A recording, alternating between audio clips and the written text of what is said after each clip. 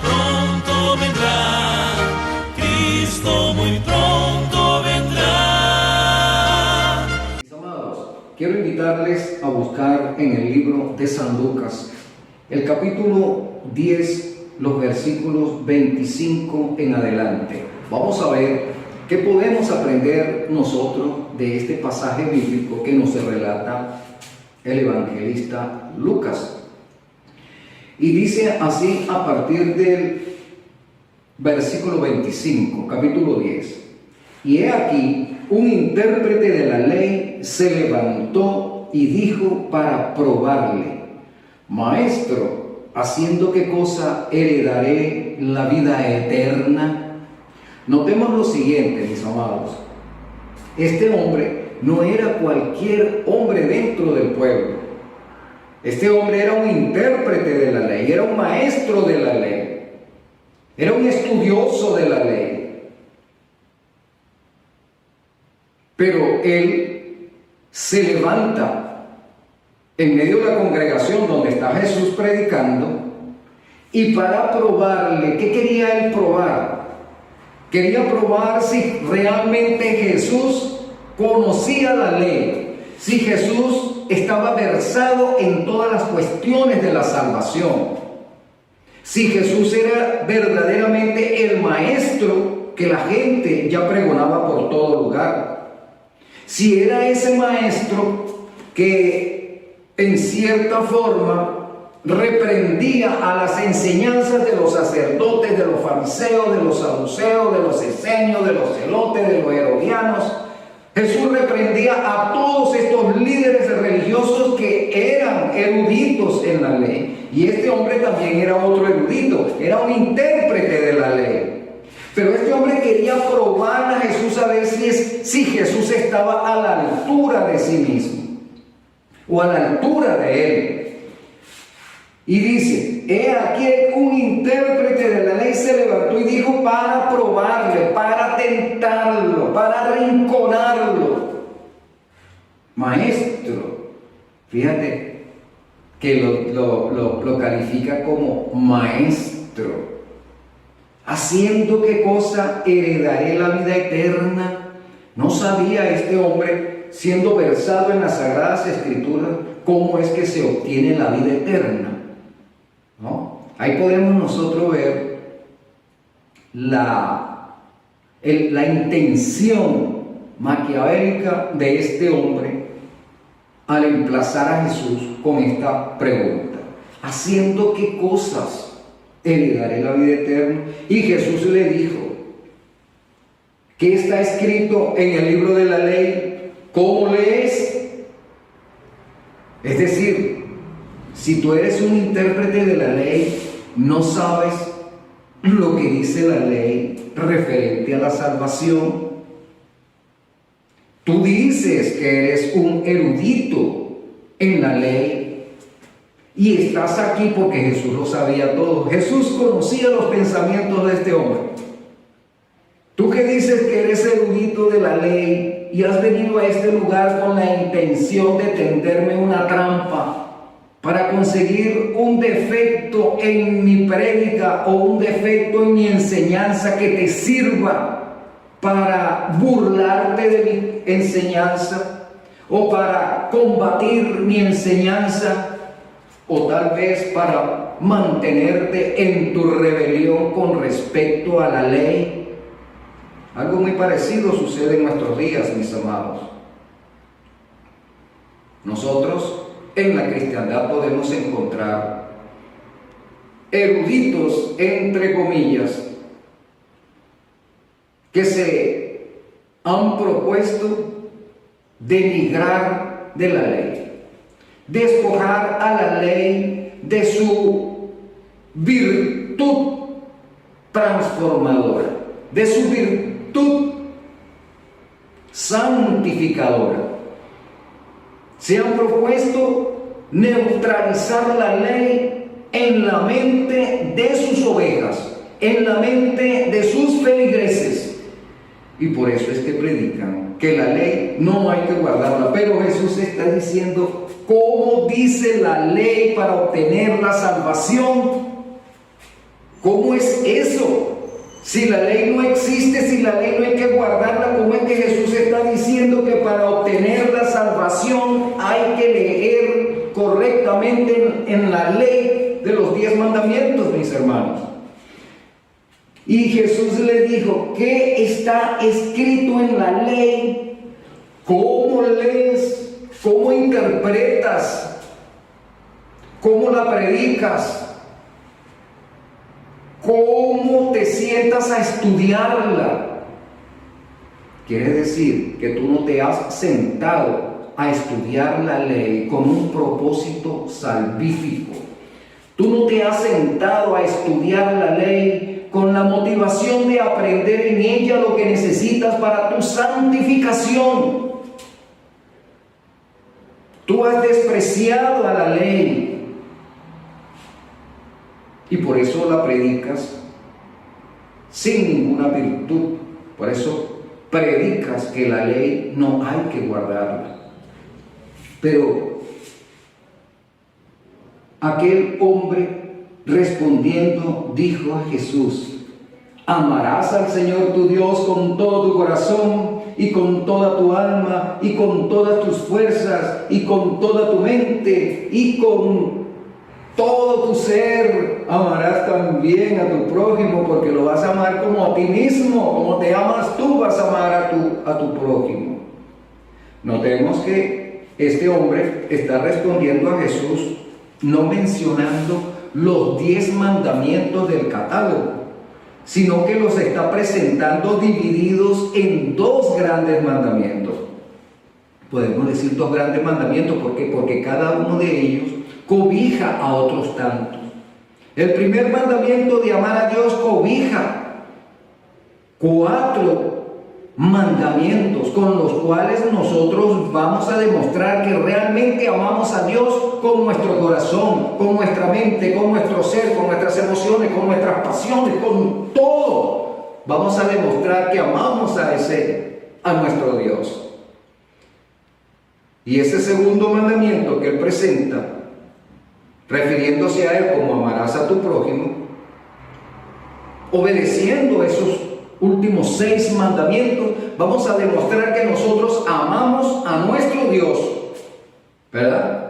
¿Cómo lo vamos a demostrar? Amando a nuestro prójimo, porque las 2 cosas, con los 2 mandamientos grandes, con esos 2 grandes mandamientos, mejor dicho, estamos demostrando que amamos a Dios, porque Dios nos está diciendo que debemos amar a nuestro prójimo como a nosotros mismos. Y obedeciéndolo así, entonces le estamos demostrando a nuestro Dios que lo amamos, porque le estamos obedeciendo, no solamente con los primeros 4, sino con los 6 siguientes también demostramos a nuestro Dios que le amamos. Y sigue diciendo Jesús, dice, bien has respondido. Muy bien, no me has querido mostrar los 10 mandamientos, sino que te has escudado diciendo que son 2. Muy bien. Está muy bien lo que has respondido, bien has dicho. Haz eso y vivirás. Interesante. Haz esto y vivirás. Pero la ley está abolida. ¿Cómo es que Jesús me dice que si yo la cumplo, yo viviré? Si está abolida. ¿Cómo es que algunos pueden decir que la ley no tiene ninguna virtud salvadora? ¿Cómo es eso? Pues debemos interpretar, ¿verdad? Como intérpretes, que este hombre, nosotros también como intérpretes vamos a interpretar esa palabra, porque eso está diciendo que si nosotros guardamos la ley, viviremos. Quiere decir que tiene una virtud salvífica. Ella no nos salva, porque quien nos salva es Cristo, pero tiene una virtud. ¿Cuál es su virtud? Mostrarnos que somos pecadores, mostrar que somos necesitados de salvación, mostrarnos que somos necesitados de transformación, mostrarnos cada día que por nosotros mismos no podemos alcanzar la salvación. Y una vez que nosotros hemos entendido eso por acción de la ley, entonces la ley nos dice, pero hay una solución. Yo no te puedo salvar, solamente mostrar tu necesidad de salvación. Ahí donde está la virtud salvífica de la ley. Pero ahora que has entendido tu situación que estás perdido o perdida, te voy a decir dónde tienes la salvación. Y como dice Santiago, la ley es el ayo, es el tutor, es el maestro, es tu resguardo que te lleva a los pies de Cristo. Allí está la otra virtud salvífica de la ley. Te lleva a los pies de Cristo y te dice: aquí está tu garante, aquí está quien te puede librar de mis manos, porque yo exijo la muerte del pecador. ¿Dónde dice eso? La paga del pecado es muerte. Romanos 6:23. La paga del pecado es muerte. ¿Qué es pecado? Violación de la ley. La ley exige que el pecador pague la deuda. ¿Con qué la va a pagar? Con su vida. Pero la ley te hace sentir la necesidad de evitar esa muerte y te trae a los pies de Cristo. Te dice: con Cristo resolverás este problema que tienes. Pero una vez que el pecador ha llegado a los pies de Cristo y hace pacto con Él por amor, no por miedo, hace pacto con Cristo por amor, Cristo lo recibe y le dice: bien has, ya no le va a decir bien has dicho, le va a decir bien has hecho, has venido a mí. Ahora, una vez que has venido a mí, yo te justifico porque has declarado que me necesitas, has declarado que te arrimas a mí con la finalidad de que yo pueda resolver tu problema de la muerte. Y yo te cobijo, te abrazo, te justifico y te traigo de regreso a la ley para que la ley siga obrando en tu vida, para que viviendo de acuerdo a los lineamientos, a los 10 mandamientos de la ley, entonces te conviertas en un hombre santificado, en una mujer santificada, en una persona apartada para uso sagrado. Sí. Entonces, cuando hemos entendido que la ley ya no nos va a perseguir porque ya no somos delincuentes, ya no la transgredimos, ya no la violentamos, la ley ahora se convierte en el ente que nos protege, porque mientras vivamos de acuerdo a las leyes no nos persiguen, el gobierno no nos persigue, la policía no nos persigue, no, somos libres. Verdaderamente libres. ¿Por qué? Porque vivimos a la altura de la ley. La ley ya no tiene caso contra nosotros. La ley tiene ahora un caso de protección sobre nosotros. Eso es lo que Jesús le estaba diciendo a este hombre. Tú dices que guardas a la ley, pero si la estás guardando, la guardas de una forma legal, de una manera judicial, para no ir a la cárcel, por ejemplo, para ser notado entre la sociedad como alguien digno. Para eso es que tú la obedeces, pero tú no la estás obedeciendo por amor. No la obedeces por amor.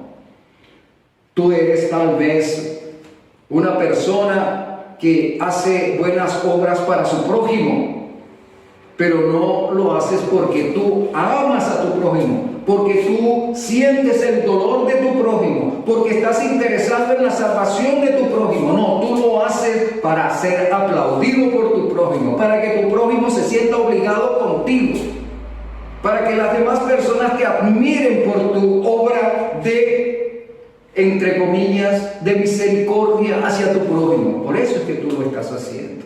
Y de esa manera no serás santificado. De esa manera la ley no puede hacer la obra santificadora en tu mente, en tu ser.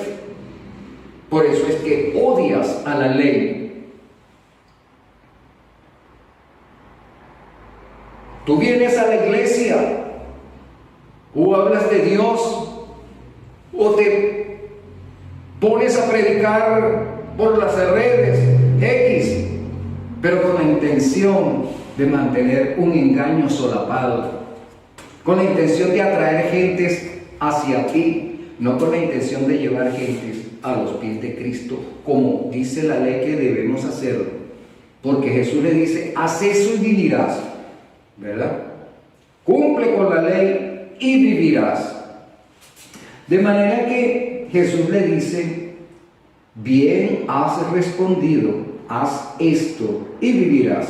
Pero él, queriendo justificarse a sí mismo, dijo a Jesús, ¿y quién es mi prójimo? No iba a saber este intérprete de la ley quién era su prójimo. No entendía acaso lo que significa esa palabra. No estaba esa palabra incluida en el lenguaje hebreo. ¿Cómo es eso que eres un intérprete y no conoces estas palabras? ¿O no conoces el significado de estas palabras? Claro que lo sabía, pero como dijimos al comienzo, la intención de él era arrinconar y ridiculizar a Cristo ante las demás personas. Por eso la ley no estaba haciendo una labor santificadora en su vida, porque sus motivaciones no eran esas, la de ser santificado, la de ser transformado. Esa no eran sus inquietudes o sus ambiciones santas, no lo eran. Él no cumplía la ley con la intención de ser transformado y santificado. Ahora, nosotros, mis hermanos, debemos cuidarnos de no caer en lo mismo. Ya nosotros sabemos lo que el mundo dice respecto a la ley, ¿verdad? Que la ley no hay que guardarla, que la ley la clavó Cristo en la cruz. ¿Cuándo Cristo pudo haber clavado la ley en la cruz si en la cruz fue clavado Él, mis hermanos? ¿Cómo? ¿Cómo es que Cristo? No, Cristo clavó la ley en la cruz. ¿Cuándo? Si en la cruz fue clavado Cristo. Cristo no se estaba clavando a sí mismo en la cruz. Por otro lado, nos preguntamos, ¿quién clavó a Cristo en la cruz?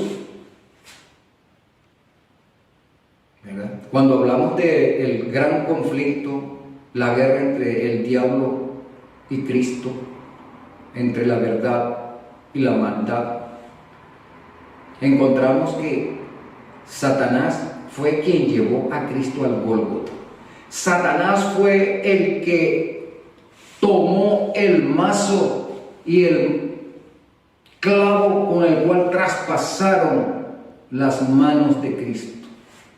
Satanás tejió la corona de espina para colocarla en la frente de Cristo.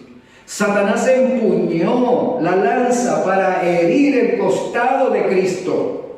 Todo eso lo hizo Satanás. Satanás clavó a Cristo en la cruz con la finalidad de destruirlo, con la finalidad de acabar con la oportunidad de salvación de la raza humana. En la cruz, Satanás volcó todo su odio contra su creador y lo clavó allí. Luego en el sepulcro hizo guardia con sus demonios para evitar que esa piedra pudiese rodarse, que alguien viniera a robarse el cuerpo de Cristo y dijera que Cristo había resucitado. Hizo guardia allí para evitar de alguna manera, que nosotros no sabemos cuál sería esa manera, evitar que Cristo saliera de la tumba, porque Cristo había profetizado que al tercer día resucitaría, tomaría nuevamente sus atributos como Dios, y Satanás estaba allí haciendo guardia para evitar que eso sucediera. Pero la Biblia nos dice que Cristo resucitó, movió esa piedra y salió triunfante. En este caso, regresando a lo de la crucifixión de la ley, si Satanás crucificó a Cristo, Satanás con Cristo quiso crucificar también la ley. Las dos cosas, porque la ley es el carácter de Cristo. Entonces, con Cristo, Satanás clavó la ley en la cruz, no fue Cristo. Pero, mis amados, la pregunta, ¿quedó Cristo en la cruz? No quedó en la cruz. ¿Quedó Cristo en la tumba? No quedó en la tumba. De manera que la ley tampoco quedó en la cruz. ni la ley quedó en la tumba. Cuando Cristo resucita, la ley vuelve también a asumir todo su poder, todo su derecho de existencia, porque como Cristo asume todos sus atributos soberanos como Dios, su carácter también viene con él. Y la ley es el carácter de Cristo, es el carácter de la deidad. Así que, bien has respondido, haz esto. ¿Qué es lo que vas a hacer? Guarda la ley y vivirás.